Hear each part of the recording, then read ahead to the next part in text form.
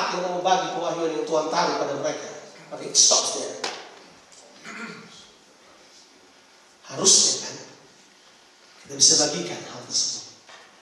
Mentaati karunia, mentaati melakukan karunia yang Tuhan sudah berikan ke kita, itu akan menjadi alat untuk menginspirasi orang lain. Oke, saya akhiri dengan yang ketiga. Ketaatan level yang ketiga, ini powerful. Ketaatan ini adalah ketaatan yang memerintah. Coba kita baca ya.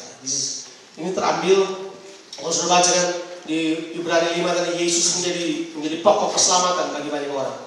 Tapi saya mau kita baca 2 Korintus pasal yang ke-10. 2 Korintus pasal yang ke-10. Praise the Lord. Praise the Lord. Saya tahu saya sedang berkhotbah dengan jiwa baru. Saya akan tantang surat firman Yesus.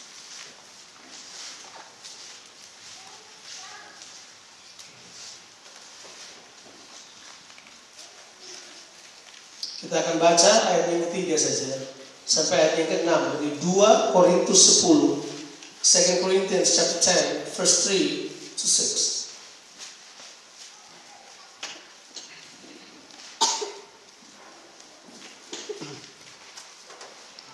Paulus bilang begini, memang kami masih hidup di dunia, tetapi kami tidak berjuang secara duniawi. Karena senjata kami dalam perjuangan bukanlah senjata duniawi, melainkan senjata diperlengkapi dengan kuasa Allah yang sanggup meruntuhkan benteng-benteng. Kami mematahkan setiap siasat orang dan merubuhkan setiap kubu yang dibangun oleh roh keangkuhan manusia untuk menentang pengenalan akan Allah. Kami menawan segala pikiran dan menaklukkannya kepada Kristus. Nah, perhatikan yang ke-6. Dan kami siap sedia juga untuk menghukum setiap kedurhakaan. Mau tahu kata lain dari kedurhakaan? Pemberontakan. Kami yang mau menghukum setiap kedurhakaan. Bila apa, saudara? Bila apa? Ketaatan kamu apa? Menjadi sempurna. Ketaatan yang sempurna, ketaatan yang sempurna memiliki kemampuan untuk menghukum kedurhakaan. Ada powerful. Loh, itu ditulis. And being ready to punish all disobedience when your obedience is fulfilled. Atau become full. Terjemahan Indonesia menjadi sempurna, become complete. Kita perlu sampai kepada obedience yang seperti ini. Nah, untuk hal tersebut saya masih belajar. Mau lihat ketaatan yang seperti itu? Cuma Yesus. Waktu ketaatan ini sempurna, dia taat sampai mati di kayu salib. Itulah kehancuran dari seluruh kerajaan yang lama. Pernah nggak dengar pengkhotbah yang suka mengkhotbahkan pujian penyembahan? Terus mereka bilang begini, tembok Yeriko rubuh karena pujian. Pernah baca baik-baik bukan karena pujian? Itu rubuh karena ketaatan. Dan sudah pikir ketaatannya gampang? I tell you it's not easy.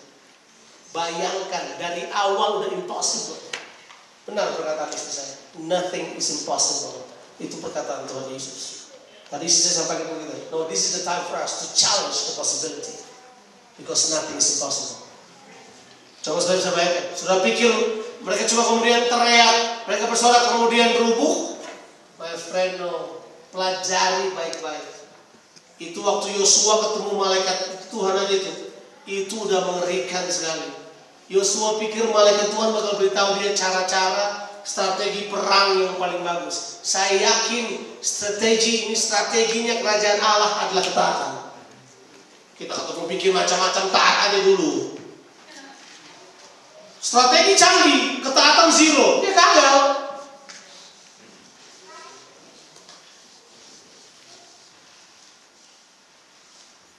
Yosua berkata kepada pasukan yang dia pilih,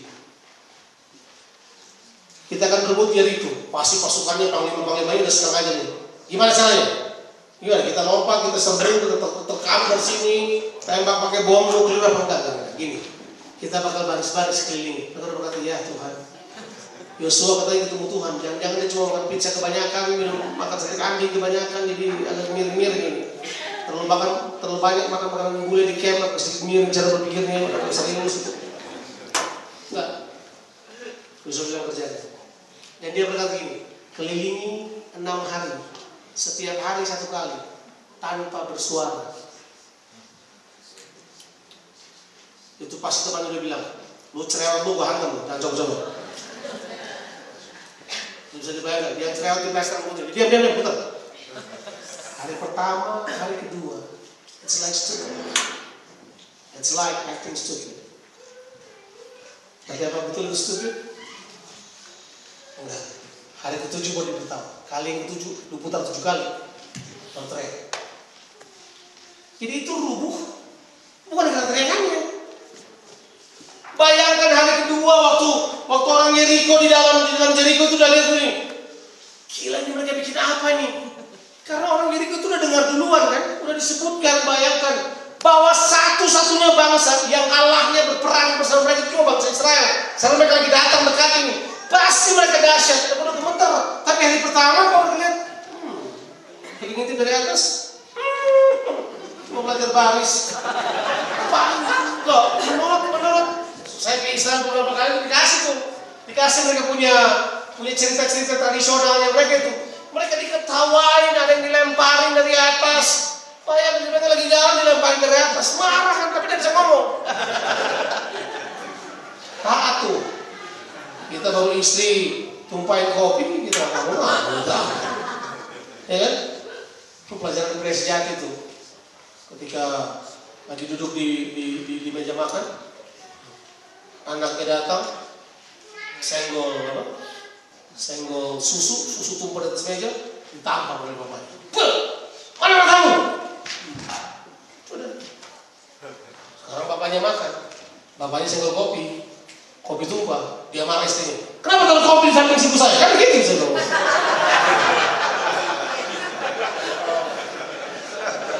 Oke,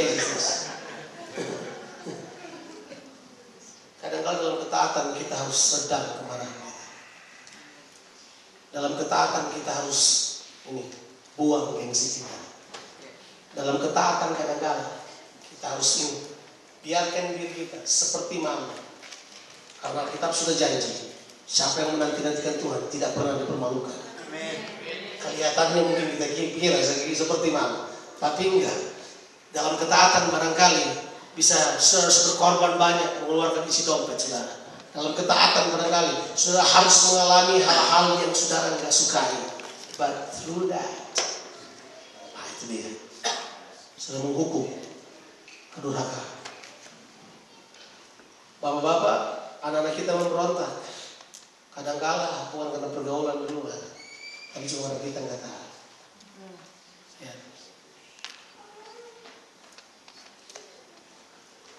Kita kan kalau terlalu mengambil ayat di Heskel, saya berkata, masa bapaknya yang makan buah, anaknya yang ngilu giginya. Ya, itu case-nya berbeda. Tapi case yang benar itu begini, anak-anak kadang-kala enggan mendengarkan kita, mereka lebih mudah meniru kita.